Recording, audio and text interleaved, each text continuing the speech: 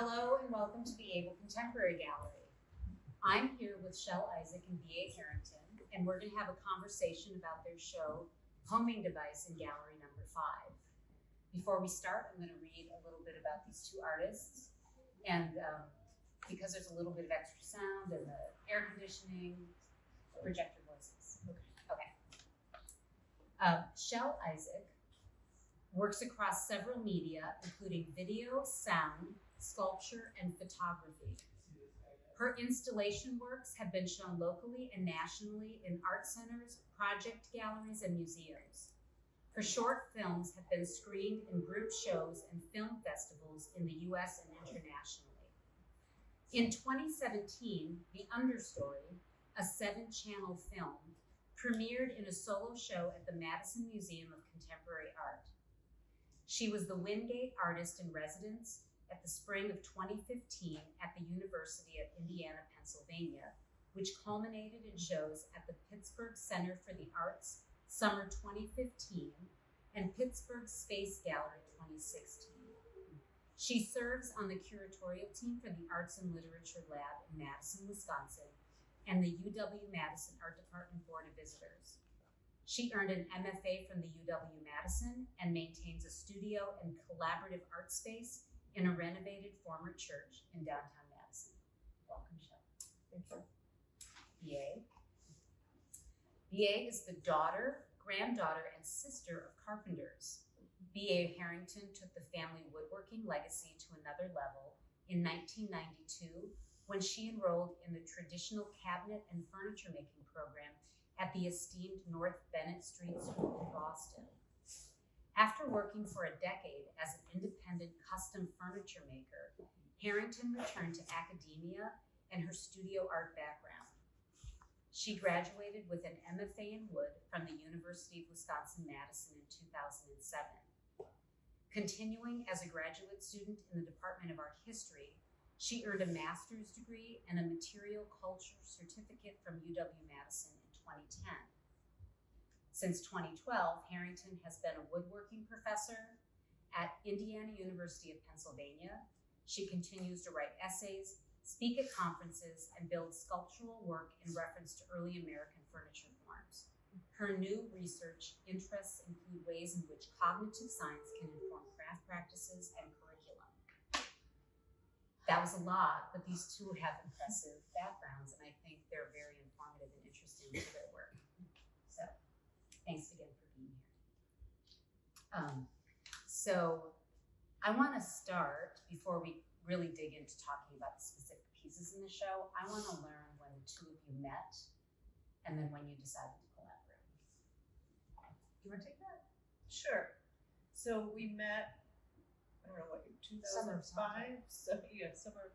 So I had already started the grad program at UW-Madison with Tom Lowe, so he was studying wood. And Chele, had you just started? Had you finished your first year, or you were about to start? Anyway, Chele was a year behind me doing sculpture, and we, a friend, Anna Campbell, organized the Summer of Sontag. Summer of Sontag, Susan Sontag had died, and we were all so bereft that we started reading everything by Susan Sontag, and that's when I got to know B.A. through Anna Campbell. But I guess maybe the thing about that was that we met in what was A massive for lack feminist discussion. in an intellectual setting, thinking it was a lot about thinking, discussing that part of it, and I think that so before we started making together, there was this foundation of a lot of thinking and exploring ideas. I think that, like, in terms of the collaborations, they never really start with what to make. There are always these conversations that keep circling around, and eventually, almost like in the rearview mirror, show up as objects. So how long, so you became friends, you were having these intellectual discussions. How long did you know each other before it dawned on you, we should collaborate together? And was it a kismet moment, or did one of you suggest it? We went out to Anderson Ranch for we would, I can't it's, once you're at this point, it's hard to remember, like, which thing came first, like, I don't know when we did Murmur with Jack, I can't remember when but the details don't matter as much as somehow we were taking classes together, seminars together, and somehow and realized that there was something about the way we approached our art, the way we worked in the studio, something that had to do with intuition and stuff that resonated. Mhm. There was something about the way we worked that resonated, and so we went out to Anderson Ranch in Colorado, which is one of these arts centers that teaches a lot of workshops during the summer. They have a lot of professional Specifically, artists. yes, and we went specifically to collaborate. Okay. And the class was being taught as a collaboration between a woodworker and a video Two women artist. who were, yeah, one Two was a women. Oh, So for us, it was this perfect, well, we're Okay. gonna go collaborate. But it also became very much about our road trip out there, the conversations we had on the way there, what we ended up doing. There happened to be a rodeo going on at the time. Yeah. And I think- do you wanna take over now? Yeah, I was gonna say, I think that's, because and then, well, then, there were also, I was doing a series of videos in grad school that involved this kind of mystical character. There's a whole suit and a suitcase, and I won't go into it, but B.A. was always the person in front of the camera. Oh. And there was never a close-up of her face or anything, but it was like, there was that kind of thing where, so we collaborated in very different ways. But the ideas around this kind of manifest destiny and the myths that grow up in the West of America, the American West, these road trips became really instructive to that. Those conversations started guiding the collaborations, which we'll get to. And then too, like exploring together on these road trips and in other conversations, and while we were making work, while I was in this costume shelf, videotape, just that conversations around, why are we personally still, why do we still have this romantic relationship to the mythologies of the American West, but also like how problematic the reenactment of that is, and the whole manifest destiny idea, and then just that then those ideas feeding into both of our work separately. I was already dealing with iconic early American furniture forms and their relation to American history, so then we're thinking about American history in this other way and paying attention to. So how many times have you collaborated now?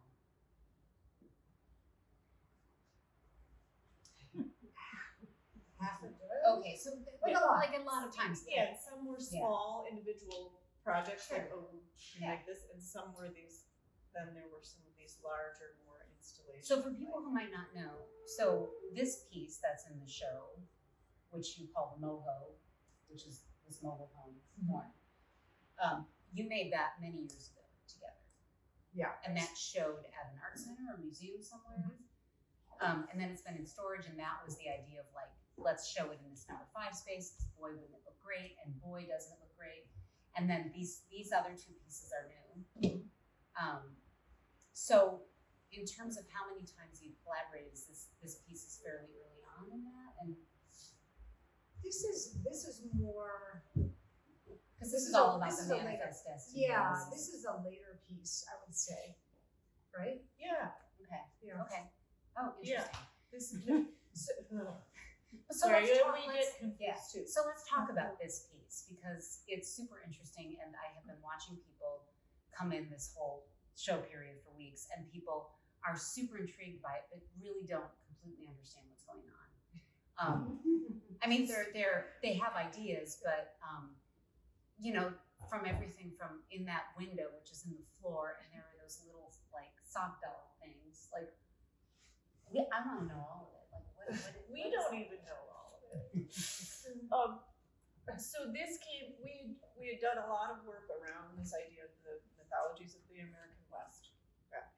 so that was sort of behind this. Then Shell came out to where I teach Okay. to do artist in residency. We had landed this show at the Pittsburgh Center for the Arts show, and so that some of those ideas from the West had then morphed into this still thinking about American history, and the location that we were in Western Pennsylvania, where Shell's family comes from, so her roots were there. I was now relocated there, and then really started thinking about that part of the country and the Rust Belt, and more about like the American dream, failures of the American dream that were prevalent. And it resonated with some of the things that we had seen. We don't have enough time to go into all the detail, but some of the things that we had seen and were starting to, come to terms with in the earlier works that was looking more at the American West. So this then is kind of a mashup between Conestoga wagon, which is part of that mythology of the American West, but actually Conestoga wagons originated in Pennsylvania, and they weren't the wagons that individual families went west with. They were like the cargo ship. Anyway, that sort of morphed, that idea morphed with, all the mobile homes Right. scattered around a lot of the country, but especially in the part of the country that we were in Western Pennsylvania, and thinking about that idea of mobility and the promise of mobility, either in your home and being able to move around, or like economic mobility and things like that. So is it like this, these are drawers, they're stairs, they go nowhere? Is that? So the conceit of this is that B.A. is a fine furniture maker, and you might not know it looking at this, except that there's a ton of skill in that. But I presented her with a challenge. I said, you can buy this much lumber to outline the form. You can cut that on a saw. Everything else has to be either found, collected, and then thinking through this whole idea of ingenuity and American ingenuity and a make-do kind of spirit. And I think when I think of mobile homes, I think of them as it's a starter home. It is mobile. It is like it's that moment in your life where you're figuring out where you're going to put down your roots. But these things were never meant to be heritage homes, ever. And yet that, as I was growing up, my whole lifetime, I've watched just what we now refer to the Rust Belt. As a child, my uncle worked at JL Steel in Pittsburgh. And over the course of my childhood and young adult life, I watched the mill he worked in Aliquippa get leveled block by block by block. And it must have been a foundry that might have been a mile long. And it no longer exists. And so that whole idea of upward mobility and solid middle class and all of that really, I literally think about it all the time. Yeah. About the where did the pensions go, and where did this promise of just being able to have the simplest, what we think of as the simplest things in life. Yeah. And so this mobile home became an exercise in, can we imagine this thing and make this like collage of breaking down furniture, making other things. And so one day I dragged a dresser off the curb into the studio. Did she just present it and say, you must do something? Here's something to work with. And it became the steps, but some of it was like, there's a lot of humor in it because there are no second floors in mobile homes, of course. And usually not skylights, and we were imagining a rooftop deck and things like that. And then imagining that this underworld of dreams, where this bedroom gets flipped underneath. And so it became this fanciful thing, but we wanted it to also have this real sort of feeling of, I don't know, ennui, right? Yeah. It's like it's promise and its creativity. The thing with the window, should I take that? We would get up and have breakfast every day. And one day I came to breakfast, I was like, there needs to be a koi pond. And so and he's like, oh my God, what? And I I don't know, is it a child's pool? Like it's a koi pond. And then maybe a week and a half later, we were at a flea market because we're artists, and we saw that thing. I was like, the koi pond. And so, but then BA is, of course, the person who's tasked with the math of figuring out how to set this thing in, drop the floor, and so the construction of this really came piece by piece, and inverting the bay window, for instance, just flipping that inside and making it a shadow by making it black. Because a lot of times you do see a bump out bay window on Right. mobile homes. It's crazy. And so flipping and inverting and erasing. Well, and there is something, so now that we're talking about it, you want to go up, look at it closer, don't you? But the koi pond, but there are, for people who are watching this video later and can't see it, there are these little, they look like sock, they're not sock puppets, they're little, There are socks. are they sock They're puppets? They're like baby puppets. sock puppets. They're not koi, but when you look at them, there is this thing where it's a little humorous, but it's a little sad. There's something sad about them because it reminds you when you go into a place that's abandoned and children's toys are just left there. And clothes. And clothes and things. Is that what you were trying to do? Because that's what I think of when I look at that. Well, Yeah. there's also like what we were trying to do, or what just happened, or what felt right. And part of, I think when you said, like, I won't be able to repeat it back exactly like you said it, but something where things are both interesting but sad.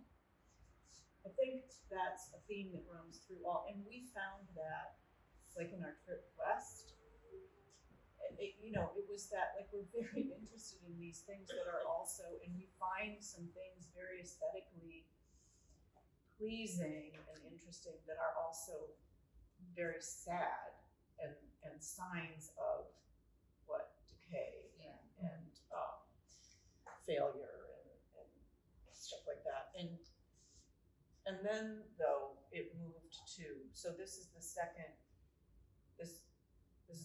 version of this, right? Because we're re-showing it here. Yeah. So when we saw this space and thought, well, this would be a perfect space to show this piece in, and so then we revisited it ourselves. How many years later? What, 8 years? 7 years later? 7 years later. That in and of Or itself 8 is years an later. interesting process. And asked ourselves, like, what does this mean to us today? And we had to sort of dismantle it to be able to bring it up here.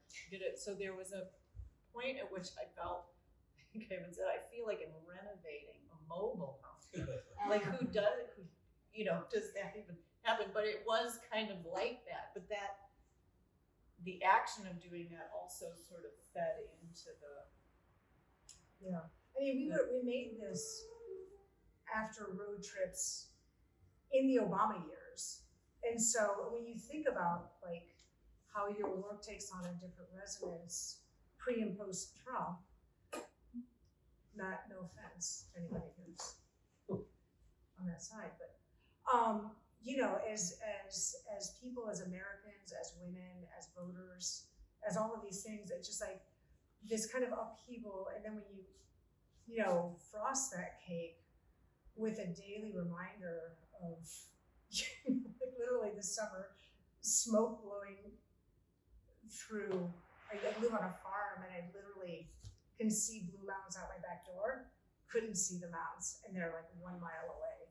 So the visibility, and so just all these things happening at once, and the idea behind naming this show Homing Device is like, even 7-8 years ago, how we were thinking about home has changed dramatically under the pressure of the forces, this literally and metaphorically, the storms getting more severe, and the storms becoming sharper and more in focus as things become more chaotic.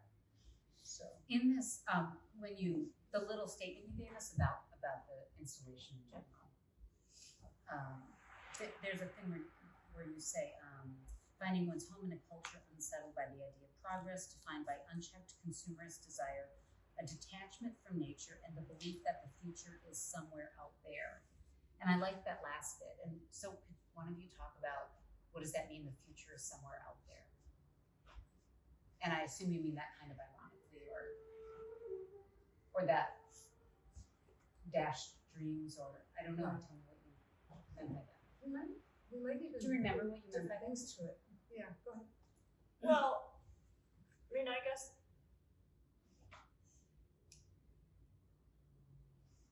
So the idea of mobility, seems still relevant today, but that, in the fascination we used to have with the future, and that was about travel and what kind of travel we would be able to do and the way that we would be able to do it, this space age stuff and all that. And how that's like gone, sort of, that fascination with the future in that way. Like I think our relationship to future and the promise of the future has really changed now with what we're dealing with, both as a society, with the climate and everything. I mean, it really, maybe a lot of that could just be age, right? That as we age, that some of the promise that was ahead of us becomes, we're more in okay, what's real here? What's the reality for And does it have as to we do with get country older? as it ages? But I think it's not right. But I think it's not just that. I think it's also with what else is going on. And when we were talking about what does the piece mean now, today, 7 or 8 years later, and what do we add to it for this exhibition? And Shell said she wanted to build a ladder, and I thought, yeah, I like ladders. And then she said, a paradise ladder.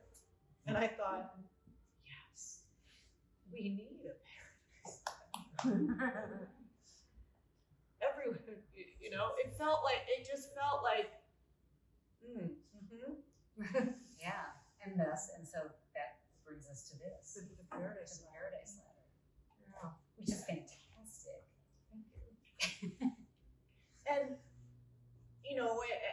so maybe I'll just talk a little bit about that right now. And Shell hasn't even heard me talk about this because I haven't had enough distance from the angst of making it and, all that. And They were making it right up. those of you who make things understand that, when you're down to the last minute, often when it's shown, you don't have the distance from it to really understand it but damn, I want to climb that thing. I do. I feel like that now. Like, and installing, there were moments we had a lot of ladders in here.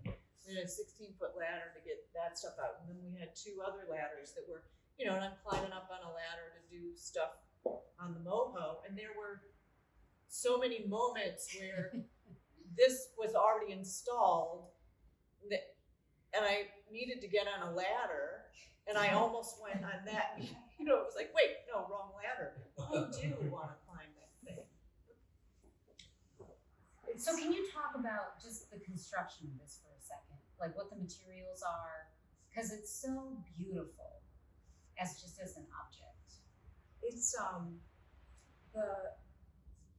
the sides are B.A. finally got to work with solid wood because I'm always making her work with plywood, which is a bane.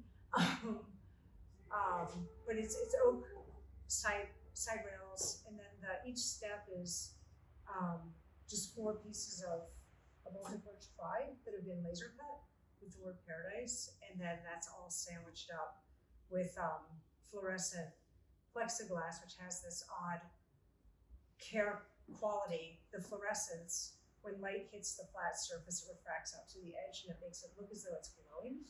And I really loved that, the magic of that.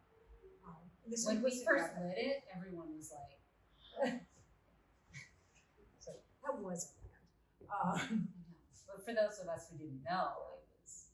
But like, I like the idea of just this space and then thinking about homing device and what kinds of home, and the word paradise being really loaded. I mean, my friend Jack was like, all I can think of is by the dashboard lights. I was like, well, that's for you then. And, you know, and I have a sibling who's extraordinarily devout, and paradise is going to have a very different read for my brother. And it's just such a beautiful word, but I also love that, to me, the aesthetic was really driven by these sweaty late 80s dance club moments at a place called Chester Street in Champaign, Urbana. And Jack will remember. And it's just like, it looks like it would go there. And I feel like I just want some rave club to buy this thing, except it would be a liability probably for them. But the idea of just this ladder jutting into air was just a gesture, really. Because then it goes nowhere, but because it goes nowhere, it goes everywhere. Yeah. So it can be whatever your paradise is. And I think in Back to the Future, I know it's a good movie, but it's also my ideas about the have really shifted too, like B.A. was saying. But for me, it's the more I farm, and I've been really like just literally digging in the soil and looking very closely at things that are nearly microscopic. I'm seeing worlds in that, and starting to sense the absolute interconnectedness of everything, and things that what we consider very ancient cultures already knew, like coming full circle around to that as it's being usurped and challenged and in some ways destroyed. And the resilience I'm seeing in that brings me to different kinds of resiliences about that the future isn't out there for me anymore. The future is really right under my feet, moment. And so something like this that becomes this sort of ephemeral gesture of nowhere and everywhere. So in terms of like routes, things that mean home and go somewhere, then I guess these other two pieces are also pointing to that, whether it's a means of escape or a way of coming back home from within. And so leaving that very open-ended. So the two of you are talking, you decide you need a ladder, and then this piece. So then this What's piece. the genesis of this piece? Genesis. No, I'm just kidding. I said that like I read the book. It's the falling down horse, the horse lying on his side was also welded a while ago, and never quite knowing what the torso of the horse is. And at first it was like a chandelier, and I'm like, ugh, I've done my chandelier phase. I feel like everyone needs to do a chandelier at least once in their artistic career. But then separately, I'd been playing with these mylar strips, again, nightclub kind of thing. I wasn't that big of a clubber or anything, but there was something about ecstasy and dance, and this became kind of this ecstatic, maybe escape or landing, this kind of alien. Well, it looks like so visitation. many things, because it does look like, so all this mylar, people who are watching this tape recording later need to look at pictures of it, but it looks like the baby could have came down from here. Why is it a baby? Or is the baby just there dancing? Like, Or is he waiting to get beamed up? right. And because he's gilded, he looks like we're supposed to also worship him. He also seems very pleased with himself. Do you know what I mean? Like, Yes, to all of it. yeah. So to me, sometimes when I look at it, and so there's an audio playing like Don't Fence Me In, but also these other old songs, I don't know, I start to think about the naive ideas of the great American dream, and that he seems delusional to me. That's kind of how, when I've been spending time with it, that he seems like a little delusional fellow who thinks that everything's going to be great, but it's not, and he's going to end up living in a mobile home forever. Well, that's where, I Love you. I think that's, Is that it? Am I just completely? no, I think that's all in here too. That's part of it, and part of that finding things fascinating that are also a little bit sad or Well, is the sun rising or setting? Right, or, yes, right. or impossible Yeah. or do you believe in paradise? Do I believe in paradise? No, but I want to climb that. You Right. know, Yes, this Yeah, because he's like, my horse died, but I still think everything's going to be great and the sun will come out tomorrow. I feel a little bit more Tell me. sanguine about this guy. It's I mean, he's definitely like a little alien. He's a little bit not an alien noun, but alien adjective. Like he's alien Yeah. to us.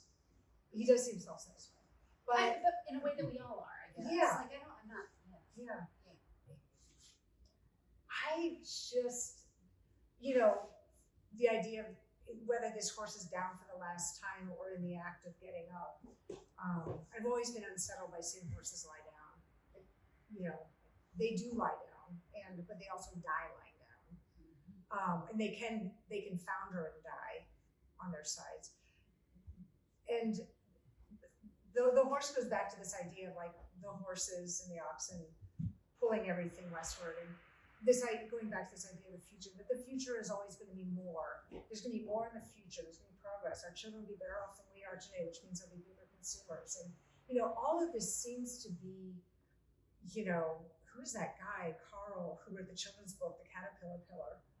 And the caterpillars are like, what's up there? I don't know, just keep climbing. You know, and I think that, you know, as Americans, we're there. And so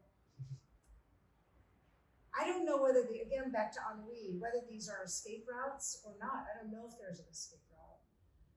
But I think that that's the point, you know, and I think that if anything can bring us back to the moment, it's not knowing the future. It's really living in the not knowing. And I think that's the hardest thing in the world for people, maybe especially Americans, I don't know. We like to know the future. We like to predict the weather. We like to be hyper-connected. You know, it's these feelings of security, and I like the precarity of whether he's being dropped down or sucked up. And so I love your interpretation. I enjoy it. I welcome any and all. And not to be coy, but really that it's that open-ended. Right. No, I think good art is yes. open-ended like that. I'm saying yes. Do you have anything that you want to add about this piece, Peter? well, I was just thinking as Chele was talking about too, he's also quite lovely. I mean, he's kind of beautiful there, and so I think that, and you talked about I don't know if you used the word beautiful, but I'm talking about the ladder. So that is a part of it too. That it's always important that things be beautiful, and that things be beautiful in a way.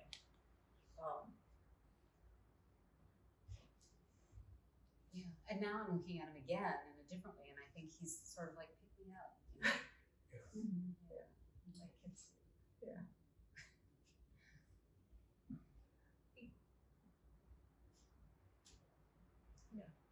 I was just thinking about all the, you know, there's sadness, there's hope, there's things related to ideas of transcendence, or, you know, how do you find home here, right here, solidly here in front of you, without everything going on in the soil and water, like Chele was talking about, or, you know, those more, you know, reflective, meditative, you know, how do I get to this? But too, I think this whole thing really was that trying to rein those all into the idea of home, sense of home. And I think that it also, I think, does have to do with where we're at in life, being older, and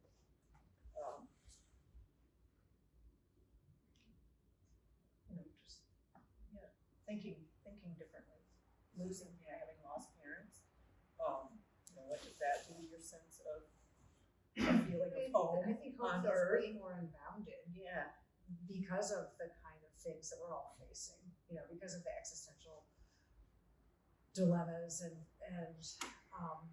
very real threats. Talking about climate change. Climate change, what's going on. And so I think that divisiveness. rethinking what home is has changed as I've gotten older, and become unbounded and more about letting go than protecting. Your parents are part of your home, and then you lose that. I mean, not to down. Yeah, no.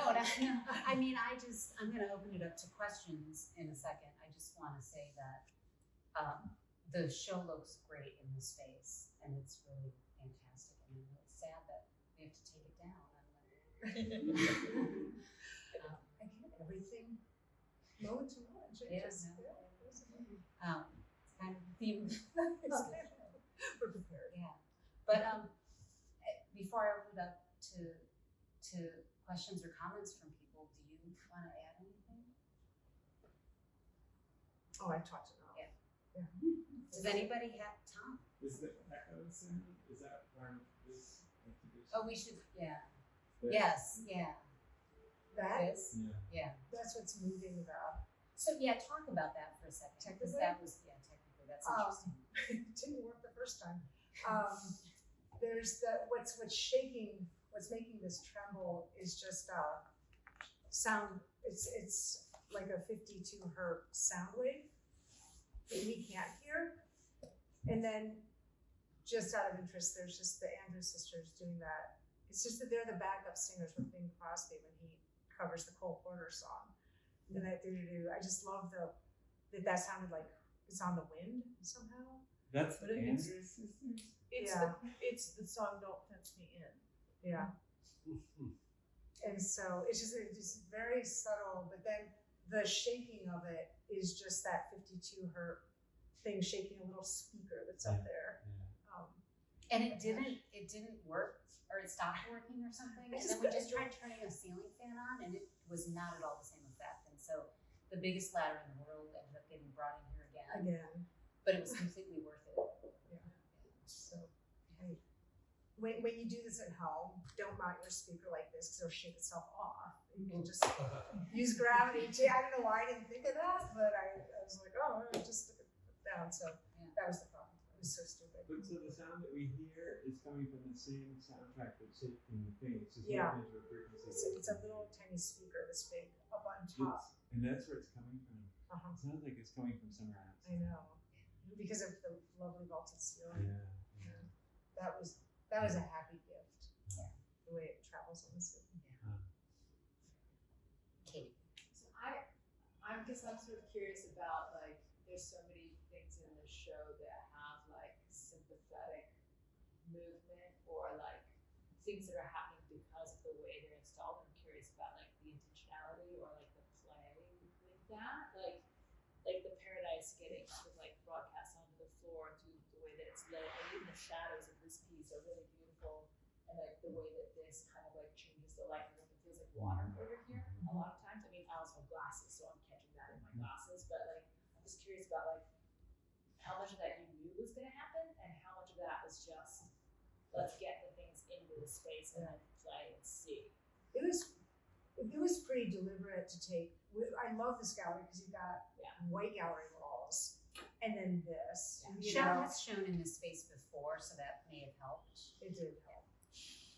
I painted them black. Yes. It was the first show, but Go on. But no, I mean, it started with B.A. because she's like, we came to visit the gallery, and B.A. is the one that said oh my God, couldn't you see the moho in here? And I was like, oh my God, I so it did start kind of site specific, and then the idea of jutting above. These are 11-foot walls, which are pretty tall by anybody's standards. But then you got another 7-8 feet above them, and sort of to pierce that kind of, I guess, the fifth wall of the ceiling to go up into it seemed like a great move. So I would say,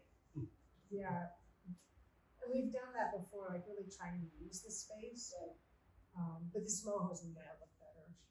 No, so we were it's small space, we were limited by the space, but there were certain things that we were hoping we could pull off, and like being able to see, like today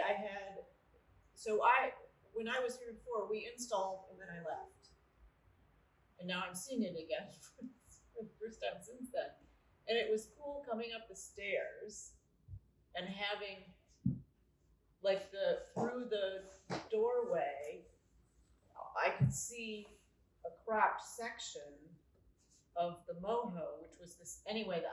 That was really interesting for me. And I think we were trying to achieve that kind of thing with the space and what you saw when you first came here. But then, how do we orient? There were only certain ways that this could be oriented in the room, right? And the relationship that we kind of wanted it to have with the ladder.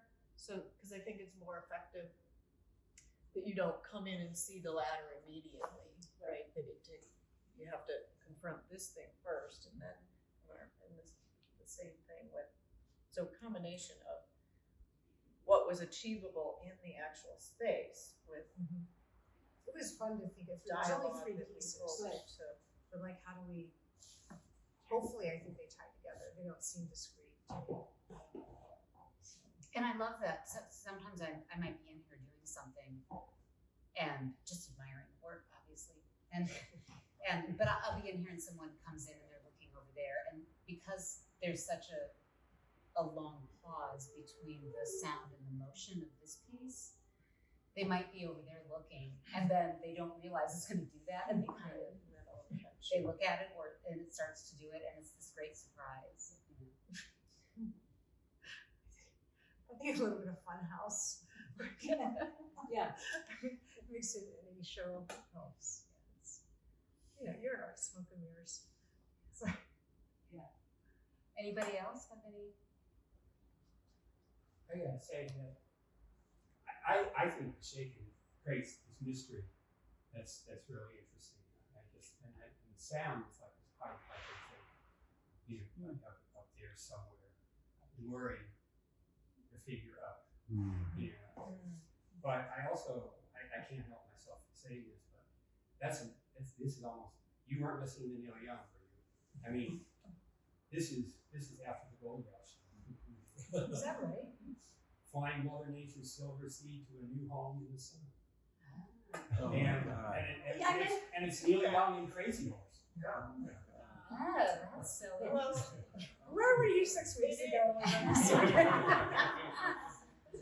Yeah. Good. Wow. I mean, That is.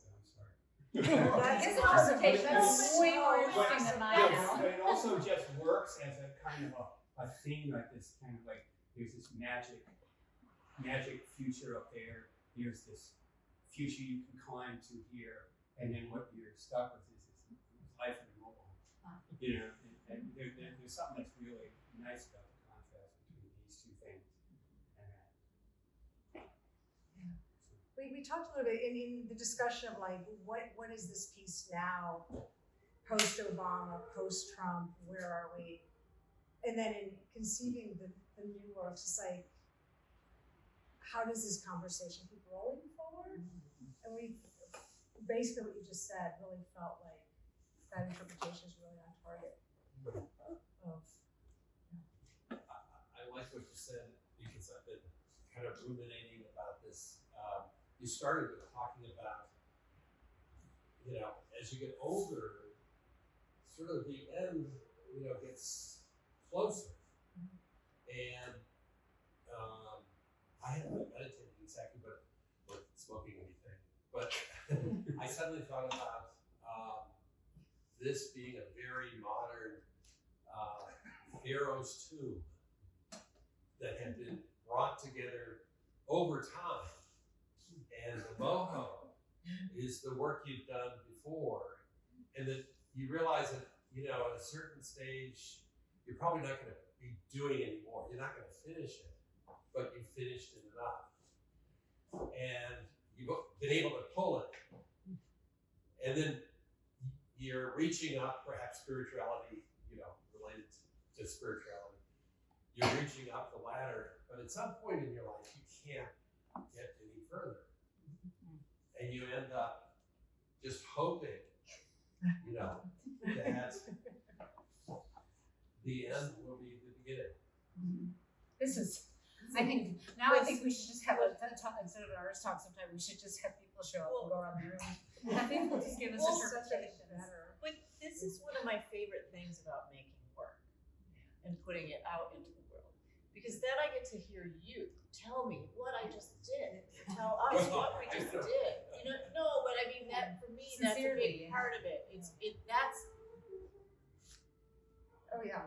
That's the best thing that happens, right? Is this, and I think too, what you said about the Neil Young song, I'm like, so we get the Neil Young, we get the 80s disco, ecstasy drug, different kind of drug, but it's, and then, but I think too, it's interesting, part of what we've been talking about is using these little bits and pieces of our own stories as American women around the same age, and our relationship to similar but different past, but enough similarity. And then you're taking these little bits of things, and I didn't, until you said that, I wasn't thinking of the Neil Young song, but we both have heard that how many times, so you don't know. And that's kind of the cool thing about staying. I think one of the things that resonated from the get-go with us and why we wanted to collaborate and continue to collaborate is that we know that we work on a plane where that stuff is always coming in and then moving back out through objects. I mean, one of the trickiest things we have is some of the crisis moments we've had have been around, Shell being in this world of ideas and having and me being like, I don't know what to make. I need an object. I have to make a thing, and that's where the project of, okay, you can buy some plywood and 2x4s for the base of starting this, and then it all has to be salvage stuff, you have to make, but yeah. I do love the part of art. I mean, if it was up to me, I'd show up with a roll of Gorilla Tape and, a staple gun, and he's like, no, we need to think about it. And so, her level of craft is just impeccable. And I'm okay enough just to get things off, I always say my tolerance is a 16th of an inch and hers is like in the hundreds. So I don't even know the fraction will satisfy her. But if you have something off a 16th of an inch and then you multiply it 15 times, you're screwed. So luckily BA kept us on the rails with this. But I think that leaning into intuition again is a survival mechanism, and just allowing yourself to not know what you're doing until you get some distance on it, whether that's a space of some years sometimes, to understand what that impulse was. I gotta tell you, I've had these Mylar strips in my studio since 2017. Just hanging, not this whole thing, only 8 feet of them, just a mock-up. I'm like, what are you? What are you? And finally, it comes. And I think that's an okay way to work. I don't think we need to have the answers. Kelly. So I know both of you, and you started your conversation with a lot of thinking and intellectualizing, and that's kind of where you begin. So how do you know when those thoughts is your art? You don't. You have to just go. Is there something that's different that you're like, oh, that's it. I need to hold this. So I can answer that in that this sound we talked about it on the way down here. This soundtrack was so overloaded that I blew the amp the night of the opening. and it was a real bummer, and it was a real disappointment. And I was just like, it was a real rookie mistake.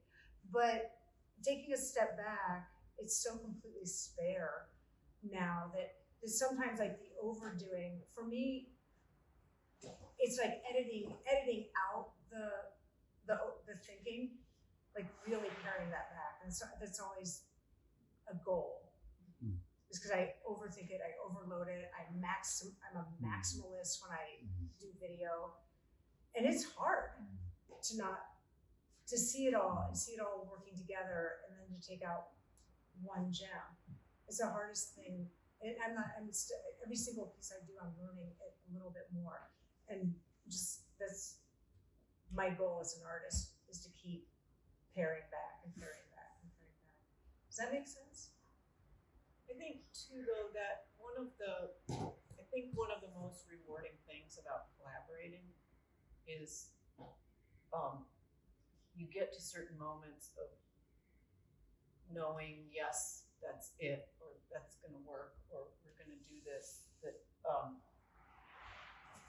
it's not so much having each other's support, but well, like you said, you've been wanting to make this Paradise Matter for a long time. Now we finally did it. But just and I know, for myself, sometimes certain things, certain ideas are really scary.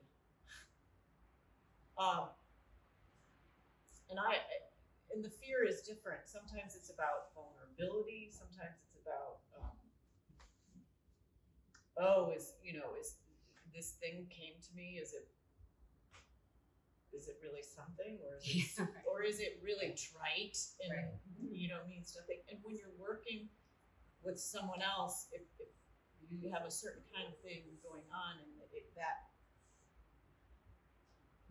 kind of stuff you have another person who says like, no, your idea really is quite or maybe you take it in a way that you wouldn't have necessarily, or it gets completed, or I don't know.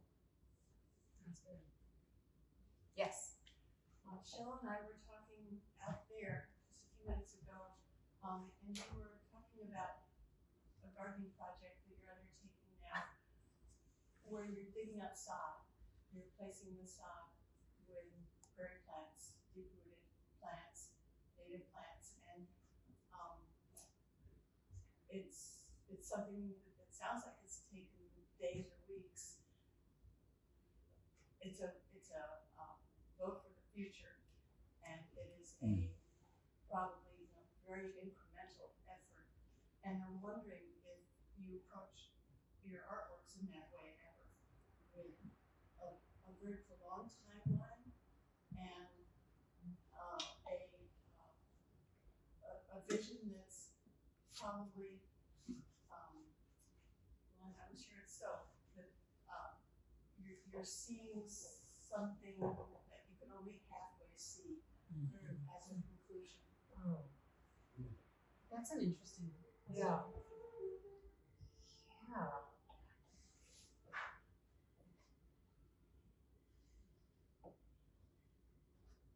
I think that making art, this guy sounds, I don't know how to say this without being really super cliche and saccharine, but I think it's a way to bring other worlds. It is an escape in a way, but in a good way. It's a way of, I just remember approaching a director once of an arts institution and just saying, you cannot show my piece and you'll know it didn't happen and I'll know it didn't happen, but no one else will know or care. But you can make it happen by giving me permission to do the piece. And then we'll just see what happens, right? And so again, it's that not knowing, and it's that not having the answer. And I think every time we break away from all this planting of deep-rooted things, and I think, we don't have, John, I don't have kids, and like all props to John for the sod removal because he's taken the brunt of it. But, and I found 3 different oak seedlings in my raised bed garden this spring. 3 different types of oak, a coastal, a black oak, and a pit oak. planted by squirrels. So I took them out, they're in pots, and now they're this tall. And I'm gonna protect them, I'll put them in the yard. I will never see these trees. I will die.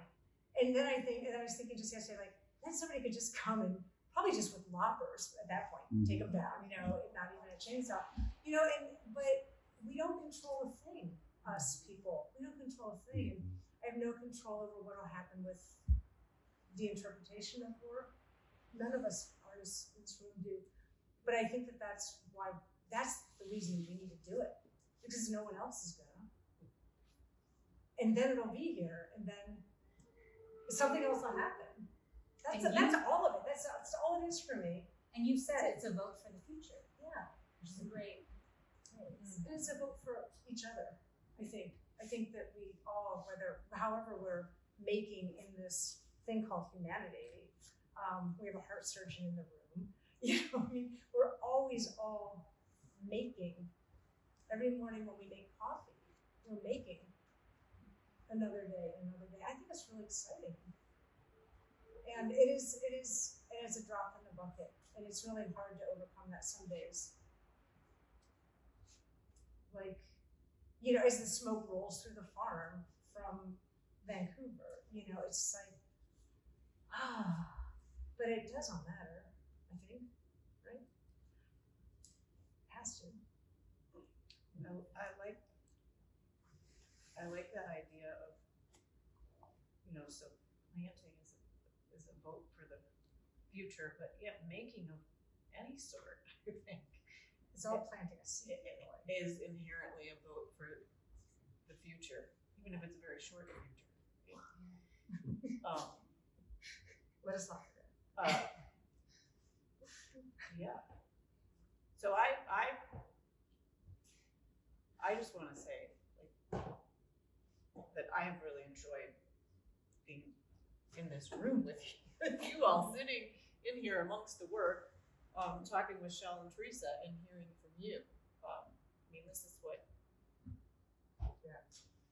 Big gift. Yeah, it's a gift, and this is why we do it. And you don't often get to do this in this informal way. Sit with people in the middle of the work, Maybe try. collaborator, and talk about it. Yeah, I mean, it's